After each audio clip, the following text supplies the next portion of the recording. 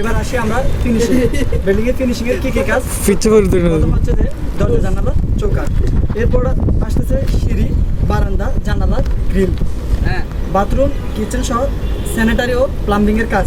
এরপর আসতেছে যে ওয়ালের গ্রুপ লাইন, ভিত্তির প্লাস্টার, বাইরের plaster, bathroom, kitchen, basin, sink, slab, ঢালাই, অ্যালুমিনিয়াম হাই, কিচেন ও বাথ টাইলস। এক্ষেত্রে আমাদের অবশ্যই লক্ষ্য রাখতে হবে যে অলংকারমূলক বা সৌন্দর্যবর্ধনমূলক কাজে অবশ্যই আমরা মার্বেল টাইলস ব্যবহার করা উচিত। এরপর আছে যে সিলার ও পুটি সহ সিলিং রঙের প্রথম কোট। আমরা যদি সিলিংয়ে রং না করে প্রথমে দেয়ালে রং করি, তাহলে সিলিংয়ে রং করার সময় পুনরায় আবার দেয়ালে রং লেগে যেতে পারে, এটা কাজের অসুবিধা সৃষ্টি হতে পারে। এই জন্য প্রথমে উচিত আমাদের সিলিংয়ে রং করে নেওয়া। মেঝে ও সিঁড়িতে টাইলস, এক্ষেত্রে সৌন্দর্যমূলক টাইলস ব্যবহার করা উচিত।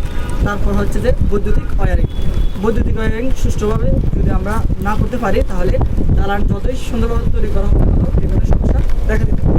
এরপর হচ্ছে যে দেয়ালের দরজা জানালার পাল্লা সেটিংস, বাথরুম কিচেন সকল ফিটিংস, বৈদ্যুতিক switch, socket, hook, circuit breaker, tiles ও মেঝে পয়েন্ট, ছাদের উপরে ফিনিশিং। তারপর হচ্ছে বেসমেন্ট, ছাদের প্যানেল স্টোন, প্যারাপেট ও কার্নিশ।